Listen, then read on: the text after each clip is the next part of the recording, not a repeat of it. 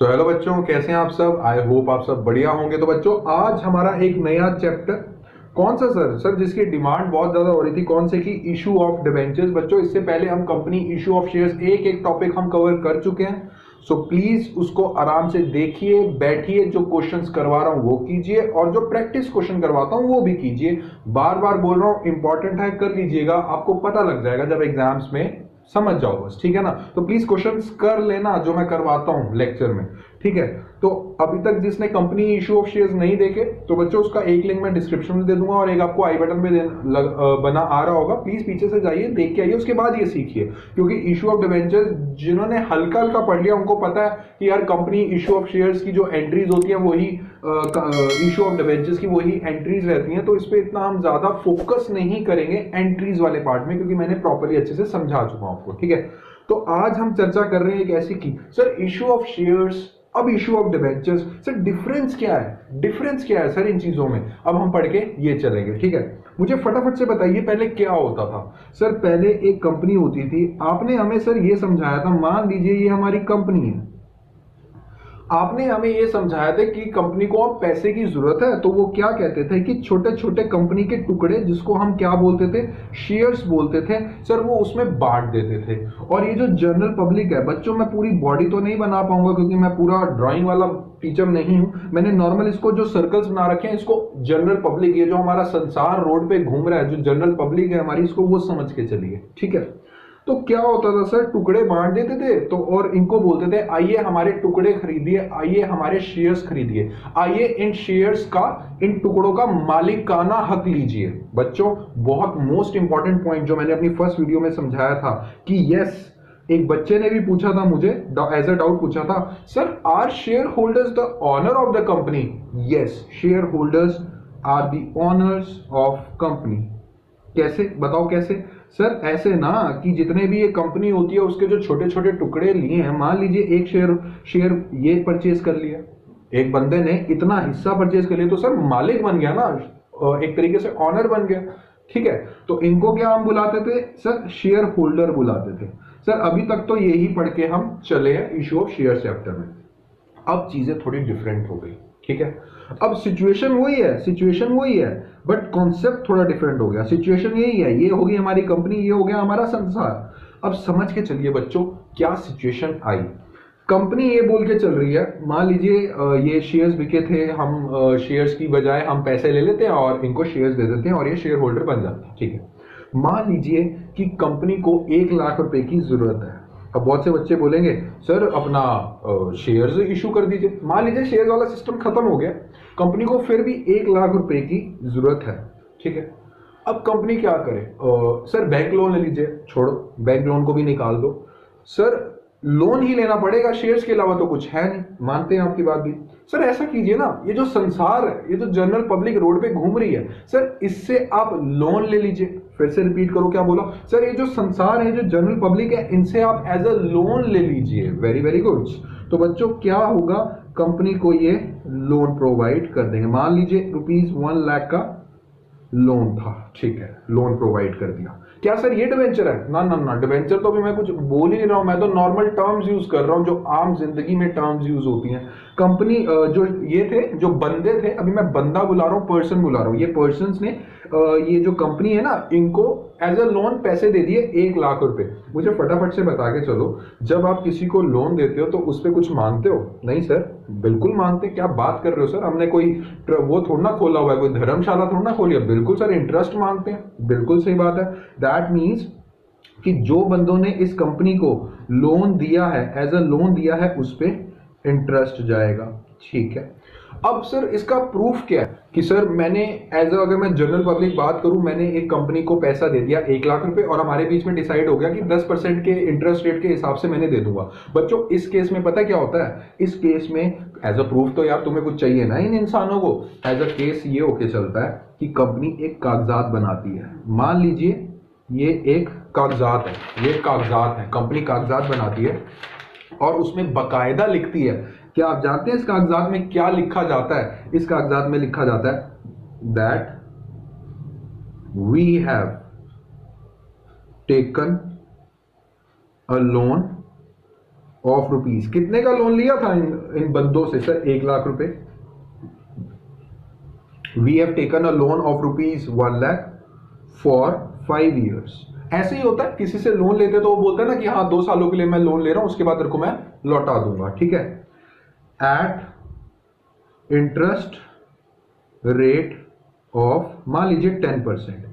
ये जो कागज बनता है ना, ये जो कागज बनता है, एंड बच्चों द मोस्ट इंपॉर्टेंट पार्ट, इस कागज पे कंपनी के सिग्नेचर्स होते हैं यार, तभी बात बनेगी ना। ये कागज कोई आम कागज नहीं होता। क्यों? क्योंकि एक चीज, पहली चीज तो इस पे ये लिखी जाती है, दूसरी चीज इस पे स्टैंप लगती है, ठीक है, मोहर लगती है, एक तरीके से स्टैंप लगती है, और तीसरी चीज इसमें जो कंपनी के सिग्नेचर्स होते हैं, मान लीजिए कंपनी के सिग्नेचर्स हैं, वो भी लगकर चलते हैं। मुझे फटाफट से बताइए, जिसने प्लस वन नहीं आता, हाँ +1 में एक टॉपिक पढ़ा होगा कि जो कंपनी है, शायद +2 में भी आता है, कंपनी एक तरीके से क्या है? कंपनी एक तरीके से हमारा आर्टिफिशियल पर्सन है। क्या कंपनी जो इंपॉर्टेंट डॉक्यूमेंट्स है उस पर अपने सिग्नेचर लगा सकती है? क्या आप ऐसे बुलाओगे कंपनी आजा, इट्स एन आर्टिफिशियल पर्सन।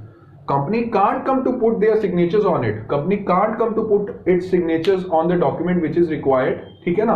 तो उस पर कोई भी सिग्नेचर नहीं मार सकता है। तो बच्चों एक तरीके के एक सिग्नेचर्स होते हैं, आप सबने देखा होगा, एक स्टैंप होती है, कंपनी की स्टैंप जिसे हम बोलते हैं इंपॉर्टेंट डॉक्यूमेंट्स पे। मान लीजिए कोई इंपॉर्टेंट डॉक्यूमेंट है, कंपनी के सिग्नेचर इस पे चाहिए, तो उस पर स्टैंप हम लगा देते हैं। अब इसको सिग्नेचर को क्या बोल के चलते हैं? इस सिग्नेचर को बेटा हम बोल के चलते हैं कॉमन सील। ये टर्म पढ़ी होगी, पक्का पढ़ी होगी आप लोगों ने, बिल्कुल sir. What is a common seal? 1 number में आता है क्वेश्चन। कॉमन सील सर एक तरीके से डिजिटल सिग्नेचर्स होते हैं, एक तरीके से कंपनी के सिग्नेचर्स होते हैं जो इंपॉर्टेंट डॉक्यूमेंट्स पे लगते हैं, ठीक है। तो भैया कहां तक हमारा केस पहुंचा था? हमारा केस यहां तक पहुंचा था कि कंपनी को इन बंदों ने लोन दिया और कंपनी ने कागजात तैयार कर लिए, जिस पे क्या लिखा? जिस पे लिखा that we have taken a loan of rupees 1 lakh for rupees 5 years at interest rate of 10%। ये कागजात जो है ना, ये कागजात, ये जो लिखा है, ये तो ये बना है, ये कागजात को पता है क्या बोलते हैं? आज जो तुम्हारी मिथ है वो खत्म हो जाएगी। बहुत से मेरे को बच्चे बोलते हैं, अरे सर ये डिबेंचर्स हो गए जो पैसे दिए हैं। डिबेंचर पता है किसको बोलते हैं? डिबेंचर, इस कागजात को डिबेंचर्स बोलते हैं। ये जो कागज का टुकड़ा है ना, इसको डिबेंचर्स बोलते हैं। जो अमाउंट दे रहे हैं, जो वो हो रहा है, उसको डिबेंचर्स नहीं बोलते हैं। कहीं आप लोग उसको डिबेंचर सोची बैठे हो, नहीं।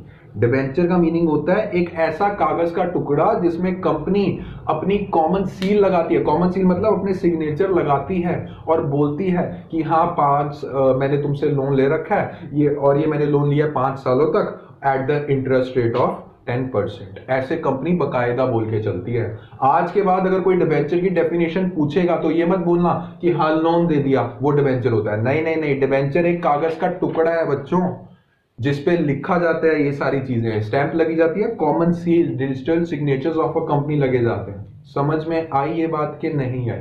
हाँ जी सर, समझ में आ गई।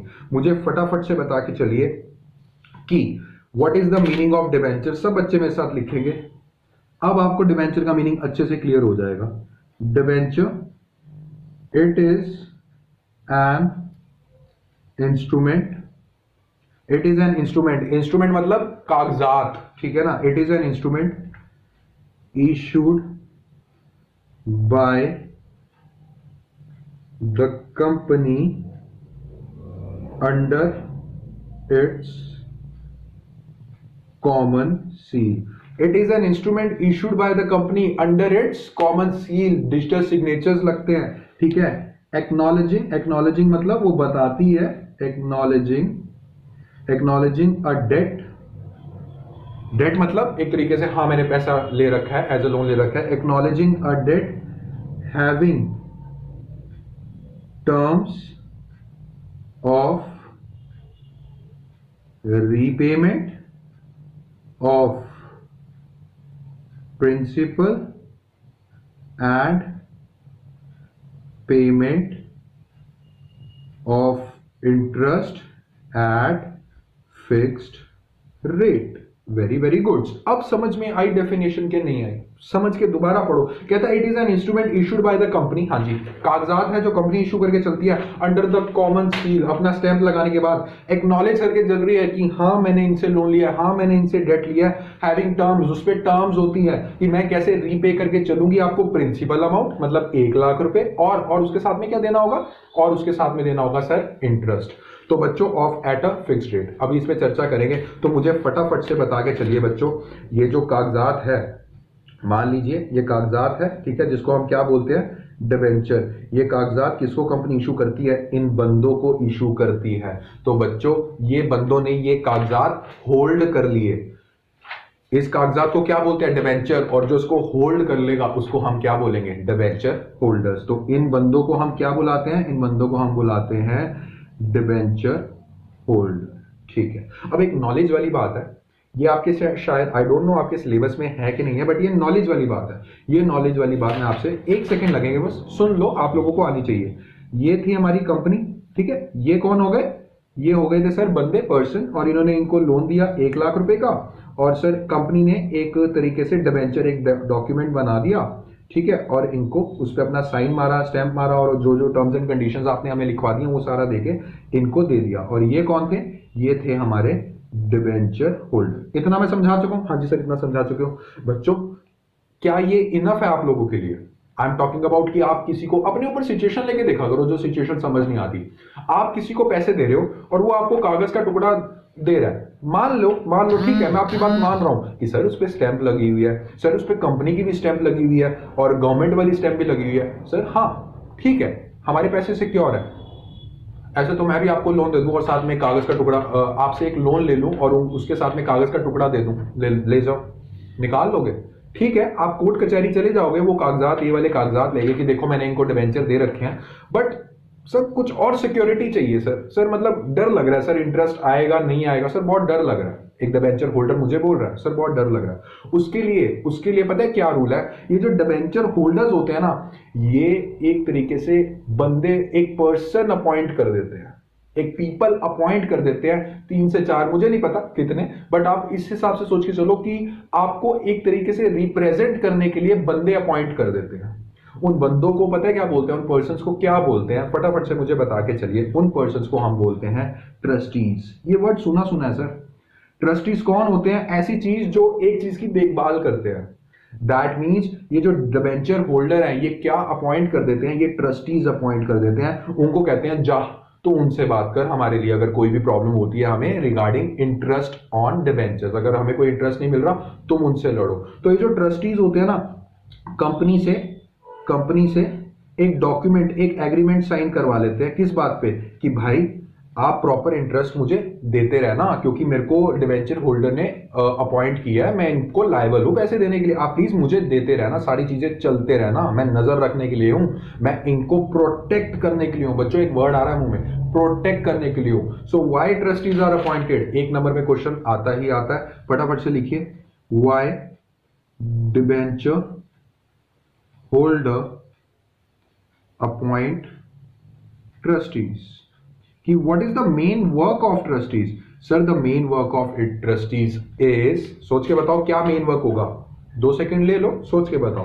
सर टू प्रोटेक्ट करता है डिबेंचर होल्डर को, to protect the interest of debenture holder. कहता है जो ट्रस्टीज होते हैं वो प्रोटेक्ट करके चलते हैं कि क्या, इंटरेस्ट ऑफ डिबेंचर होल्डर।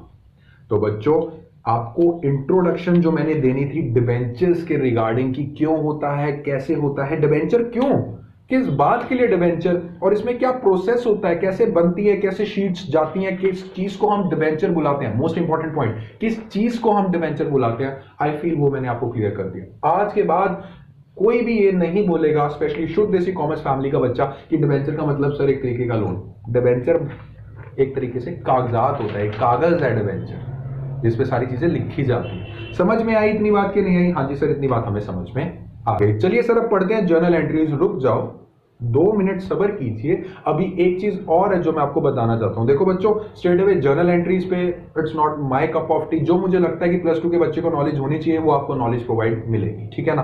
तो एक चीज और आती है, इंपॉर्टेंट टॉपिक है, what are the types of debentures, types of debentures.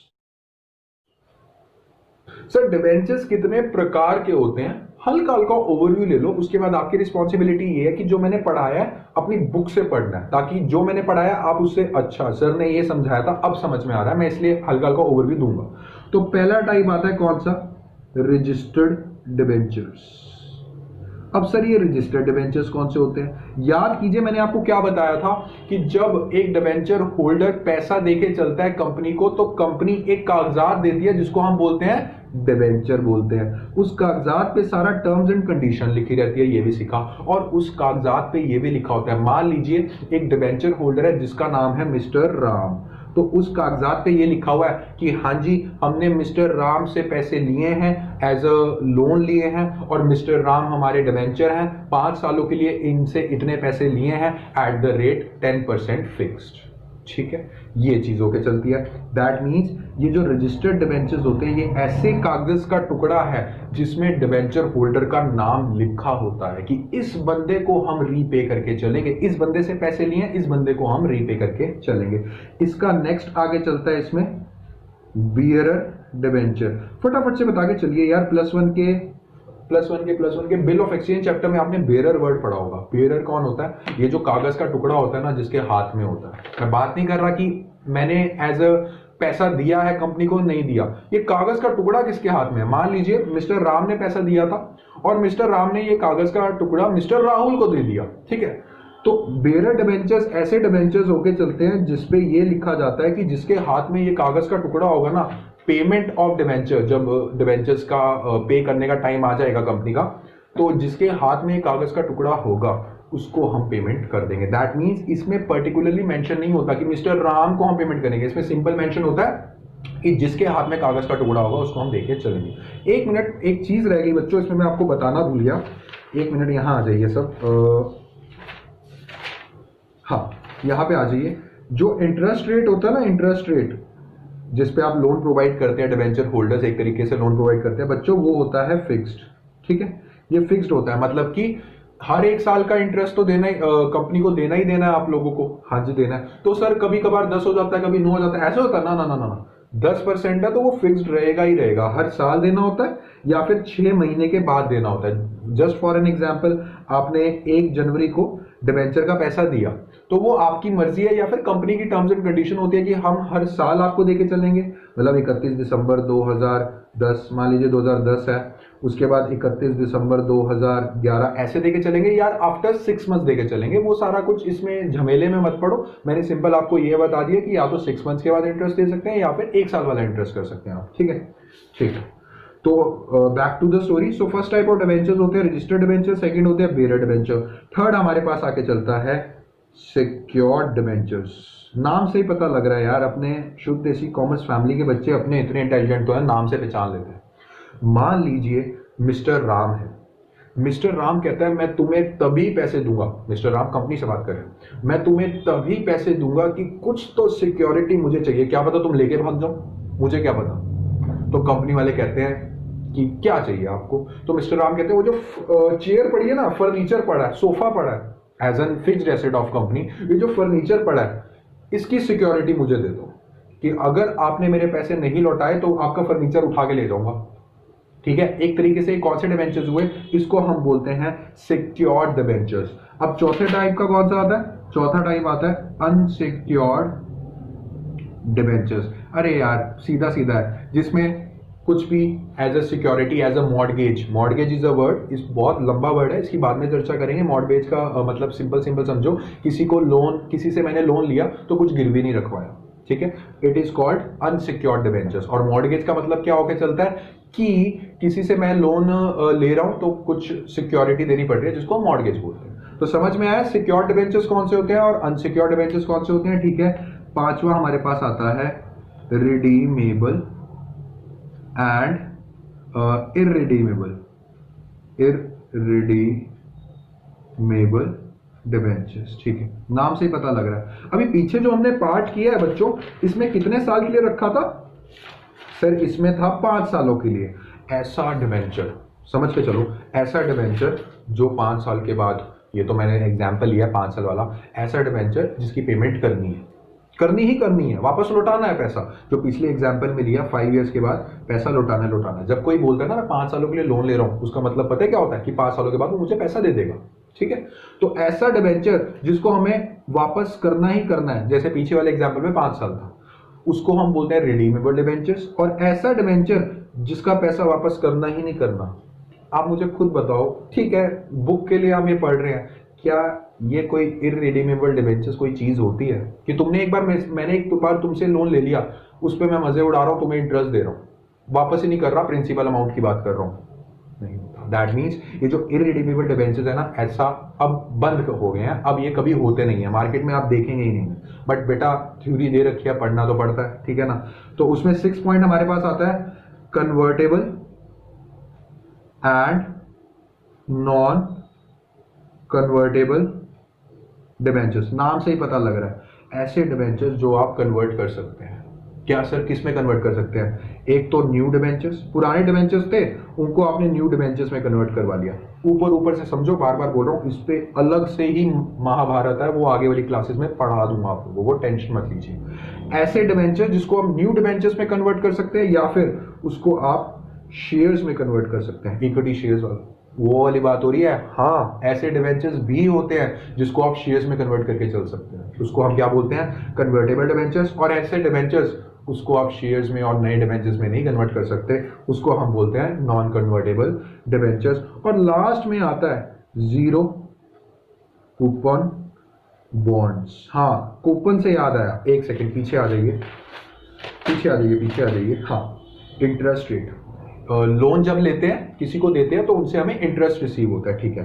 But जब डिबेंचर्स के केस में है लोन ही जो आप लोन का पैसा दे रहे हो, इंटरेस्ट रेट को पता है क्या बोलते हैं? इंटरेस्ट रेट को हम बोलते हैं कूपन रेट। बच्चों ये चीज पॉइंट ध्यान में रखना, बताना भूल गया था, हो जाता है, ठीक है ना। सो डिबेंचर के केस में जो इंटरेस्ट रेट होता है, आपको क्वेश्चन में लिखा आएगा कूपन रेट। कूपन रेट का मतलब ये रेट ऑफ इंटरेस्ट है। घबरा मत जाना कि सर ये कूपन तो आपने पढ़ाया नहीं, मैंने पढ़ा दिया आप लोगों को, ठीक है। तो मुझे फटाफट से बात बताओ, सारी बातें छोड़ दो जीरो, छोड़ दो कूपन। भाई जनता इसमें परेशान हो रखी है। बच्चे के दिन में 2 मैसेज तो आते, 2 से 3 मैसेज मुझे आते ही हैं, एक दिन की बात कर रहा हूं। Sir what is the difference between sir bonds and what is the difference between sir bonds and debentures? नहीं समझ में आ रहा सर। टीचर ने सर यही बताया कि सर बॉन्ड्स और डिबेंचर सर सेम होता है। सर नहीं समझ में आ रहा। अब मेरी बात सुन लो, आपके लेवल के लिए बात करूं, आई नो आप सबका बहुत अच्छा लेवल है, आप सबको जो इंफॉर्मेशन है वो मिलनी चाहिए, मान रहा हूं। बट अभी के लेवल के लिए बॉन्ड्स को हम डिबेंचर्स ही मान के चलते हैं। टेंशन मत लीजिए, बॉन्ड्स और डिबेंचर्स का जो मेन डिफरेंस है, छोटे छोटे डिफरेंस है, इतने खास डिफरेंस नहीं है, बट डिफरेंस होते हैं। आपने टीचर से सुना होगा कि नहीं कोई डिफरेंस नहीं है, डिफरेंस होता है, ट्रस्ट मी डिफरेंस होता है। इसका जो डिफरेंस है मैं अपने व्हाट्सएप ग्रुप का, जो हमारा व्हाट्सएप ग्रुप है शुद्ध देसी कॉमर्स चैनल +2 का, उसमें मैं डाल चुका हूं और दोबारा डाल दूंगा, तो आप उनसे जुड़ सकते हैं, ठीक है। तो अभी के लिए इमटेरियल है, इस पर ज्यादा मत खपिए। अगर किसी को डिफरेंस जानना है तो व्हाट्सएप ग्रुप से हमारे कनेक्ट हो जाइए, ठीक है। तो बॉन्ड्स का मतलब होता है डिवेंचर्स, खुद बताना इसकी डेफिनेशन क्या बोल रहे हैं। कूपन का मतलब होता है इंटरेस्ट रेट, और जीरो का मतलब क्या होता है? शून्य। ऐसा इंटरेस्ट रेट, 0% इंटरेस्ट रेट वाले डिवेंचर्स, उसको क्या बोलते हैं? उसको हम बोलते हैं जीरो कूपन बॉन्ड्स। समझ में आई कि नहीं आई बात? हाँ जी सर, समझ में आ गई। तो बच्चों एक चीज है जो मेरे मन में है, आप +2 का, एज अ +2 का बच्चा आपको आना चाहिए पॉइंट। एक मैं आपको पिक शेयर कर रहा हूं। ये पिक पता है क्या है? बहुत मस्त पिक है। किस चीज से related? What is the difference between shares and debentures. Share वाले चैप्टर में अच्छे से एक्सप्लेन कर रखा है मैंने, शेयर्स क्या होते हैं, नहीं देखा तो पहले देखिए। ये डिवेंचर वाले चैप्टर में एक एक चीज मैंने आपको एक्सप्लेन कर दिया डिवेंचर्स के बारे में। क्या डिवेंचर्स जो होते हैं वो ऑनर होते हैं? नहीं होते। क्या जो शेयर्स होते हैं वो ऑनर होते हैं? हाँ होते हैं। पहले डिफरेंस तो मैंने ही बता दिया। तो एक पिक बनी आ रही है, इसको आराम से पढ़िए, देखिए, समझिए और अपने दिमाग में फिट कर लीजिए। अब बात आई सर जर्नल एंट्रीज की। बच्चों जैसे इशू ऑफ शेयर्स में था, क्या क्या था सर? इशू ऑफ शेयर्स में था सर, इशू करते हैं हम पार पे, ओके, इशू करते हैं सर हम प्रीमियम पे, और इशू करते हैं डिस्काउंट पे। वैसे सर डिस्काउंट पे इशू नहीं करते, री इशू कर सकते हैं डिस्काउंट पे, बट सर चलो टॉपिक था सर, वैसे ही चीजें होती हैं। कैसे भला sir? Par premium discount, application, allotment, first call, ये सारे जो चीजें लिखी आ रही है, सेकंड कॉल, यही सर आपने बहुत अच्छे से पढ़ाया हमें शॉप शेयर। क्या सर इसमें भी यही चीजें होती है? इंस्टॉलमेंट में पैसा मंगवाते हैं? यस। तो अगले लेक्चर में मैंने आपको जो बेसिक क्लियर करना था वो तो कर दिया, अब अगले लेक्चर में हम पढ़ के चलेंगे एंट्रीज, इसमें भी बच्चों एप्लीकेशन, अलॉटमेंट वगैरह सब होके चल रहा है। तो आशा करता हूं कि आज का लेक्चर आपको बहुत अच्छा लगा है। कोई होमवर्क नहीं दे रहा हूं, कुछ समझाने के लिए नहीं है, होमवर्क आपका यही है जो मैंने समझाया उसकी प्लीज रीडिंग ले लेना, आगे काम आएगा इस चीज का, ठीक है? तो बच्चों आशा करता हूं कि आज का लेक्चर आपको अच्छा लगा, अगर अच्छा लगा तो जरूर लाइक, शेयर एंड सब्सक्राइब कीजिएगा ताकि बच्चे ज्यादा से ज्यादा बच्चे हमसे जुड़ सकें और इन कॉन्सेप्चुअल वीडियोस को देख सकें। तो बच्चों मिलते हैं अपनी नेक्स्ट वीडियो में, तब तक के लिए रिवाइज कीजिए। Happy learning, thank you.